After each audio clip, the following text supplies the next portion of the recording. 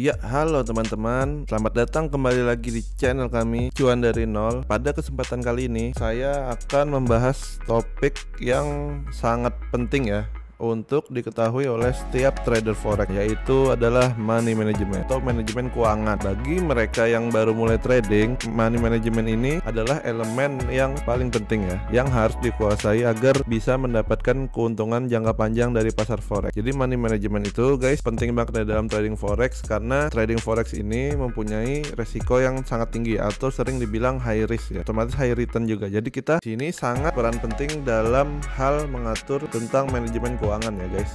Nah, jadi money management itu adalah metode yang digunakan untuk mengatur modal trading dan resiko pada setiap posisi trading. Jadi tujuan dari money management ini adalah untuk menghindari kerugian besar dan memaksimalkan keuntungan dalam jangka panjang. Dalam trading forex kita itu harus bisa mengatur besarnya modal yang digunakan dalam setiap posisi trading serta batasan resiko yang kita siapkan guys. Jadi karena ketika kita trading di dalam market forex ya, itu kan kita entry-nya itu ada berdasarkan lot ya, lot size ya bilang. Nah, lot size itu nanti dikalikan dengan pergerakan pips ya, per pips itu disitulah kita bisa mengetahui kerugian dan keuntungan kita ya. Nah, jadi sangat perlu kita menghitung money management ini ya dengan yang angka yang cukup kecil ya money managementnya dan cukup ketat. Misalnya risk kita harus pertama kita tentunya harus mengatur risk per trade teman-teman. Oke.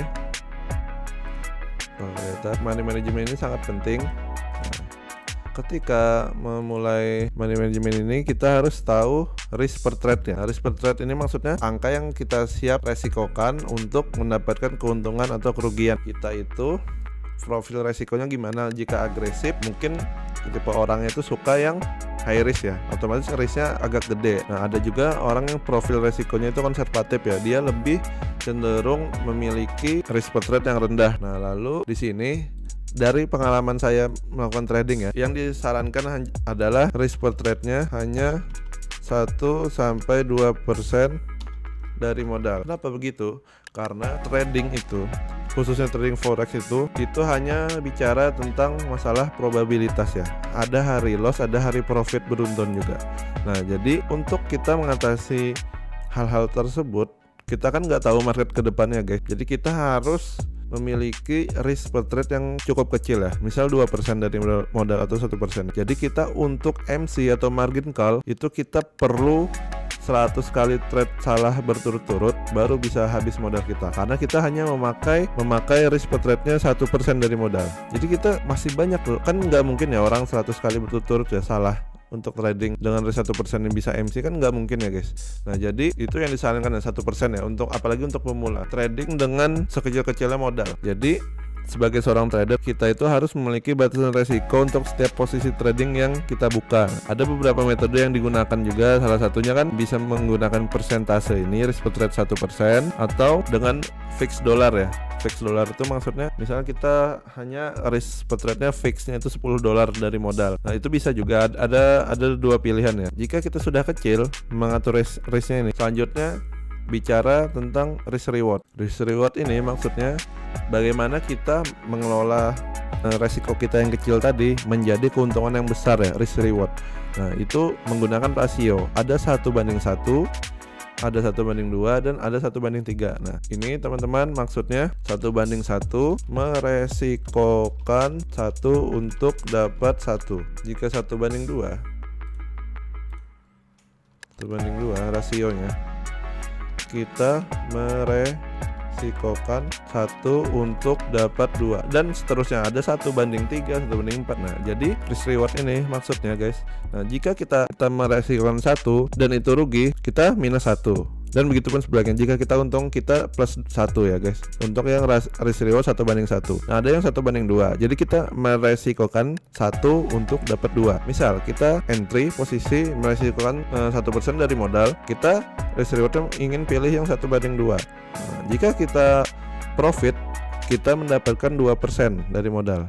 Kita meresikokan 1%, dan jika untung bisa dapat 2%. Jika rugi minus 1%, sama kayak tadi ya. Tapi jika kita loss 1 kali dan trade selanjutnya yaitu hit take profit 1:2, nah kita tetap untung ya, walaupun loss kita tetap untung untuk trade selanjutnya. Nah, kalau 1:1, jika kita rugi di trade sebelumnya, lalu kita hit TP selanjutnya di trade selanjutnya. Nah, kita hanya bisa BIP ya guys. Jadi itu kelebihan dan kekurangan dari risk rewardnya. Semakin kecil RR kita, otomatis win rate-nya semakin tinggi.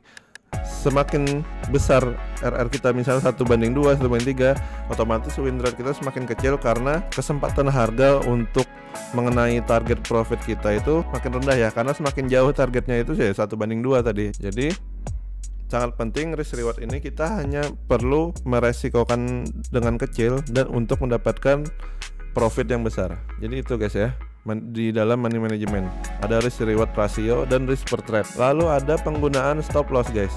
Penggunaan stop loss, kenapa wajib pakai stop loss? Karena kita bisa tahu keuntungan dan kerugian kita di awal dengan menggunakan stop loss, dan juga tentunya menjaga psikologi kita ya. Nah, psikologi trading sangat penting.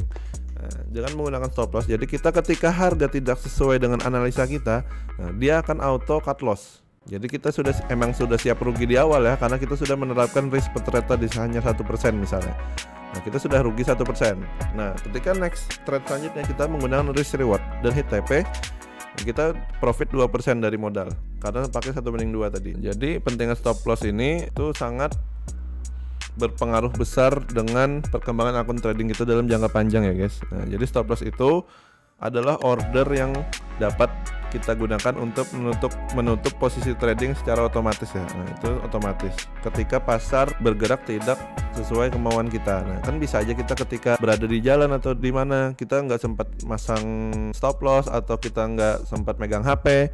Nah, itu kan kita nggak tahu ya keadaan market ke depannya. Jadi pentingnya stop loss itu dia auto cut loss. Oke guys, untuk money management ini ada 3 pilar utama ya. 3 pilar utama dalam hal money management ya, yang biasa saya gunakan juga.